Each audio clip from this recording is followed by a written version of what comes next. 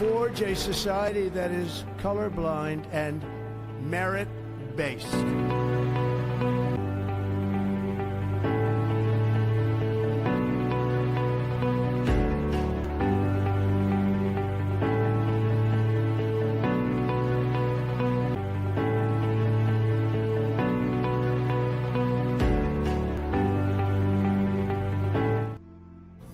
Hi, Divya. Hi, Mario. How are How's it you? going? Good. How are you? Wonderful. So, what questions do we have today? Of course. So to start off, we have a question from anonymous aspirant that says, "Are news article acceptable as evidence for past accomplishments?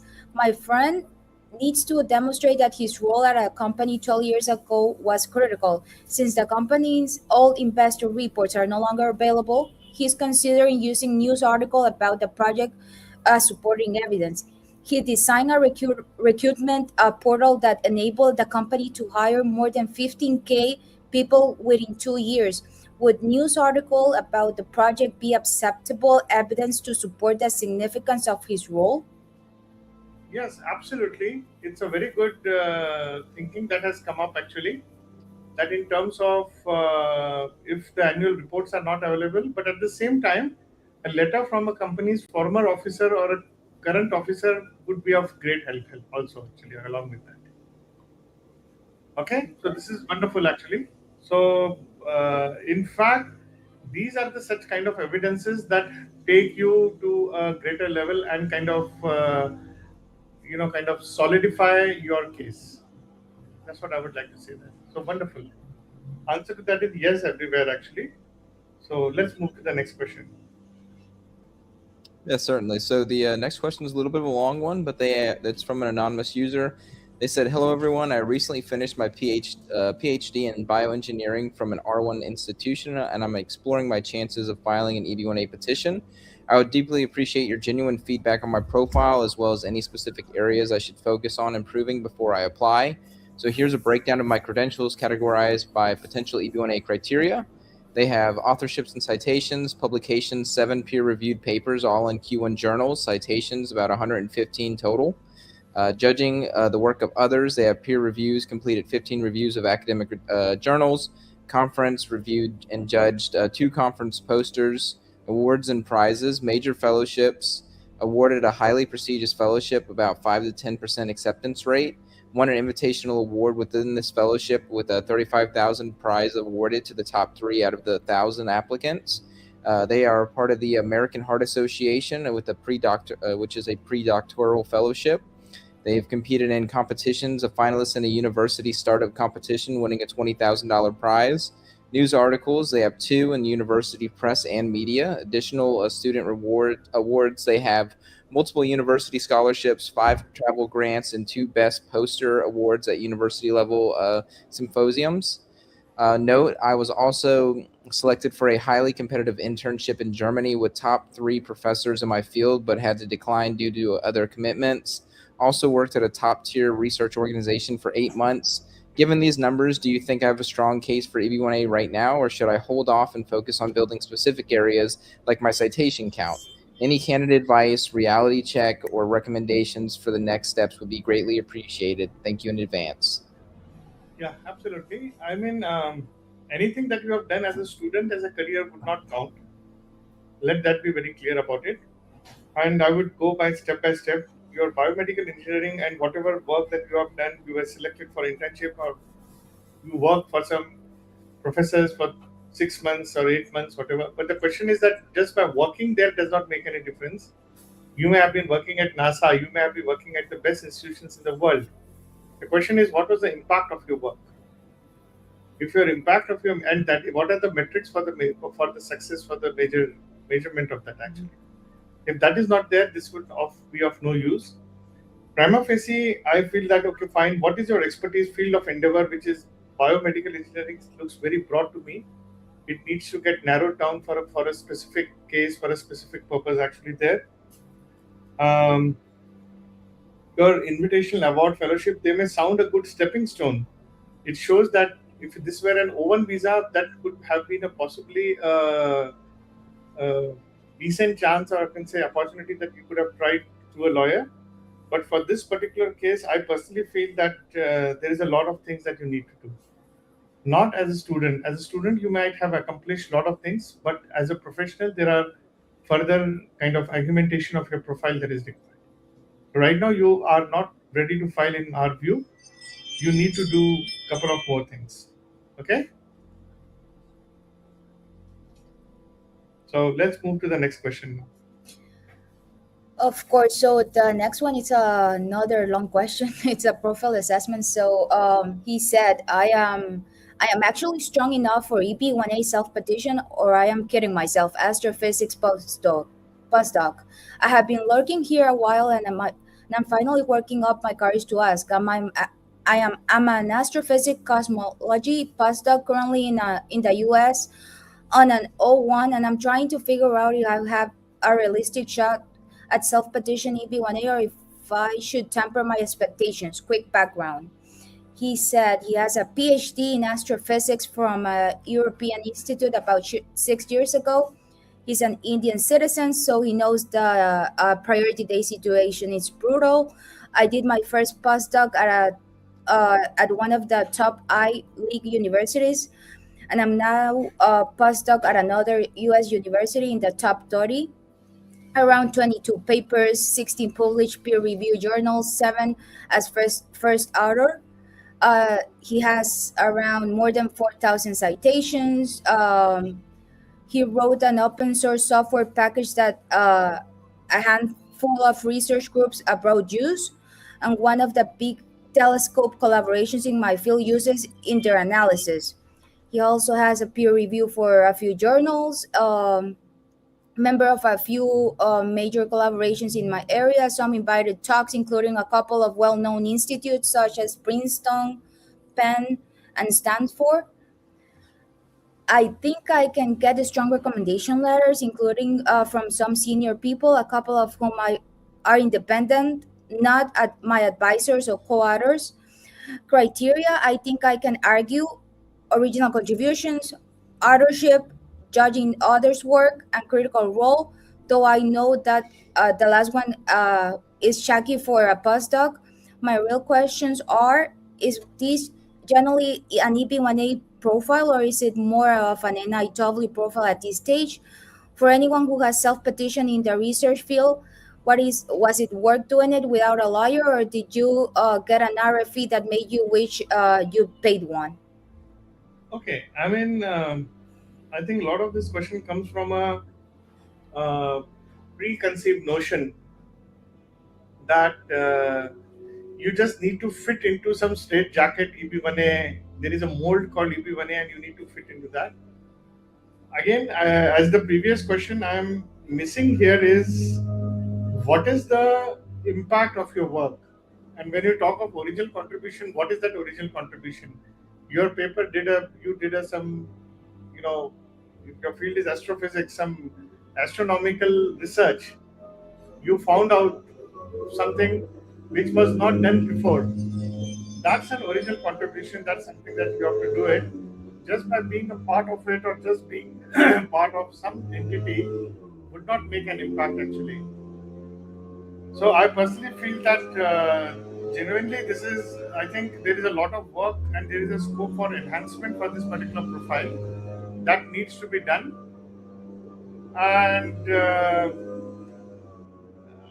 I mean, for NIW, I don't want to comment. You can go to a lawyer, but prima facie, I feel this could be a good opportunity for NIW. But NIW will help you to lock in a priority date, nothing more than that. Okay. So what's the next question?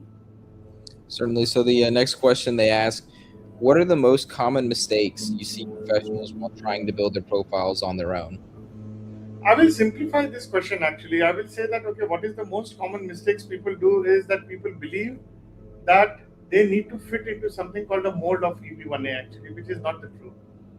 Profile building does not mean trying to get citations. Profile building does not mean that you need to, gather just papers and evidences. Profile building does not mean you trying to fit into somewhere. Profile building basically means what are you doing in your field of expertise that can qualify you as an expert in your field of expertise? What work, what impact that you are creating in the world around you? What is the uniqueness about you for which you should be remembered? That is called profile building.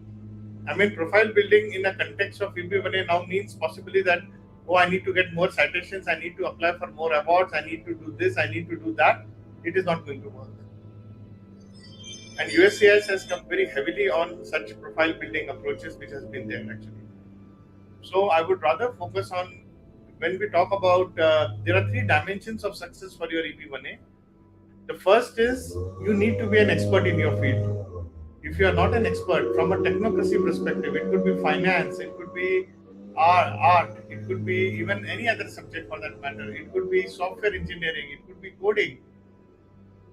You need to go back to books and study first actually. Study research paper, what has been written. Before writing research paper, there is something called as a bibliography or references at the end. Are you just putting them or have you actually gone through that actually? This is something which is very important. Most of the researchers or most of the people whom I have seen is that they may not be aware of what's happening in the latest field of their own expertise and forget being the part of it. I think this is a mistake in terms of understanding what EB1A is. And the last dimension is learning how to present yourself, how to write recommendation letters, how to draft, expert opinion letters, how to work with an attorney. These are the mistakes which people don't realize it. And people who have been able to successfully do it are successful. Okay? So let's move to the next question. Yes, I feel this next question is a little bit similar to the last one, but someone said, how important is having a clear professional niche, and how should someone identify and define it? Okay, I mean, this is a core part of the entire Next League program, the done process. We call it a defined stage actually. We have got a patent for that. There is certain kind of exercises that one needs to do. But at a very, very broad level, I can tell you that it basically implies reverse engineering all your past achievements and giving it a name of an expertise. It basically means that, okay, fine, without that expertise, none of your achievements could have happened. It requires a very detailed deliberation in terms of understanding that what are the data required, what are the skills required to make this happen, what was the information that was used, what was the knowledge and wisdom that entailed you to achieve those successes, and then having an ability to able to list down those data, information, skill, knowledge and wisdom.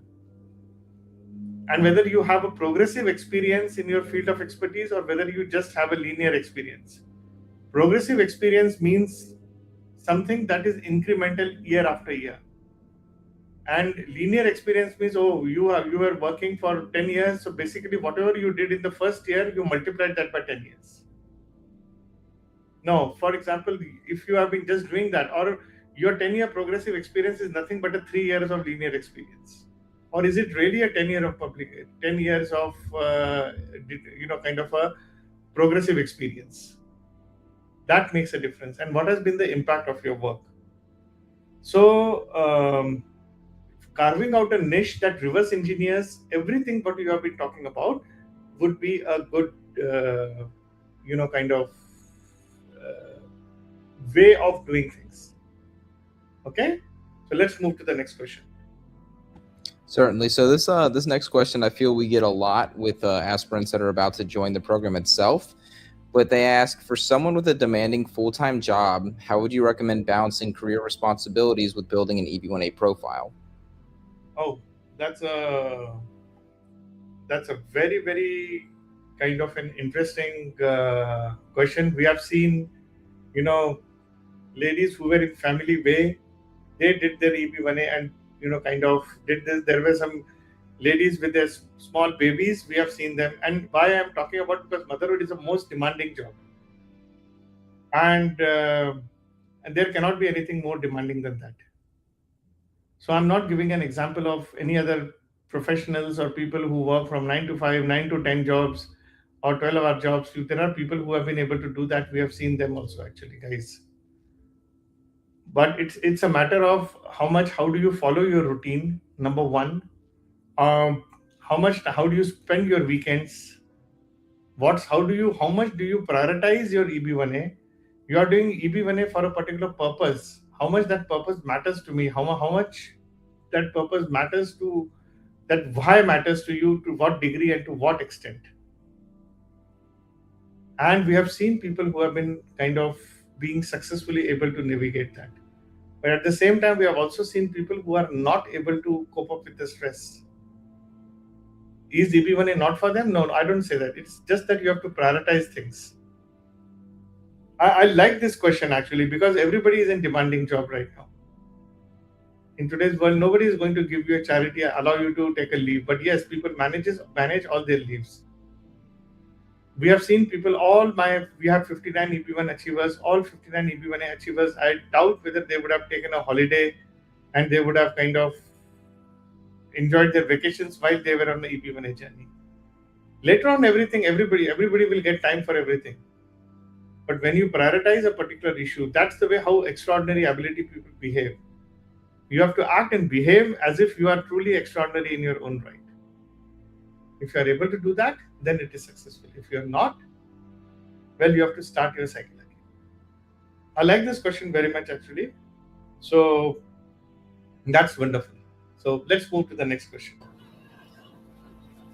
Sure thing. And the next question is, if you could give one piece of advice to someone hoping to file within the next 1 to 2 years, what would it be and why? Oh, that's a very kind of question. I mean, we cannot talk about just 1 year or 2 year. You need to the filing. I think the question is little misplaced actually. The question should be, if somebody wants to become truly extraordinary in their own right in next 1 or 2 years, what should they do?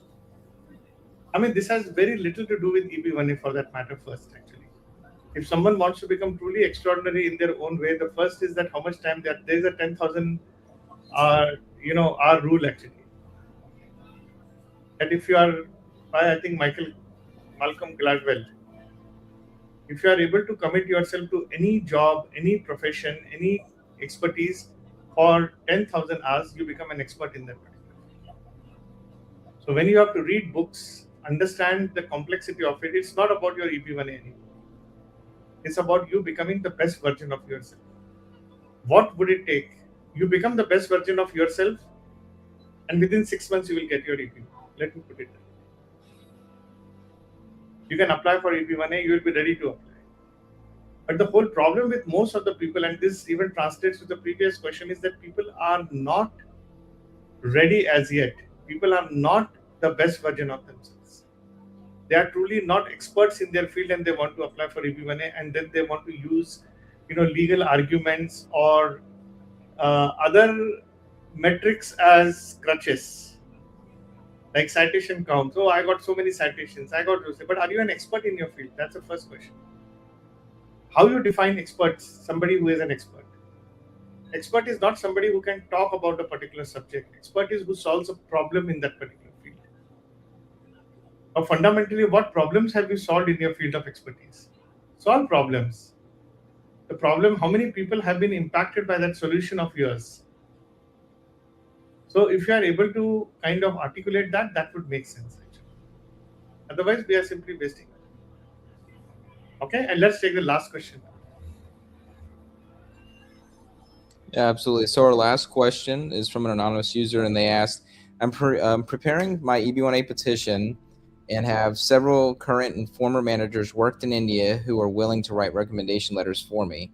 I'm confused about what each letter should focus on. Should letters from my current company, previous companies, and independent recommenders support different EB1A criteria? What kind of achievements or evidence should each highlight? Also, does the recommender's title or seniority matter? Is it better to use their professional email instead of a personal one? And what is preferred way for them to sign the letter? I think it's a very operational question actually, that what constitutes an evidence. And I again repeat, this is not a legal advice, but what my understanding would be that this is for a critical role, as I can see that actually. This should be about your specific projects that you have handled. should be about your specific metrics that you have succeeded and how the organization benefited out of it. Actually, it should be mentioned out there. Seniority matters to an extent that anybody who giving you a letter has to be one level above. You cannot get a letter from somebody who is, kind of a junior to you or somebody who is lesser than you. That won't make any difference or impact actually here. That will be redundant, infructuous. So the letter should come from somebody who, whether the previous company, whether it's on letterhead or non-letterhead. I would always prefer traditionally a wet signature.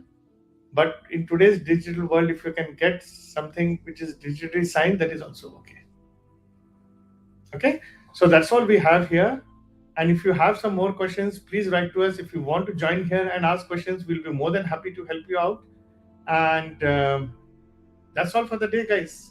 Wish you a happy weekend and wish you a very happy EB1A journey. Thank you for joining us today. If you have any further questions or need personalized guidance, please reach out to us. We are here to help you every step of the way in your journey towards achieving your American dream. Let's connect and make it happen together.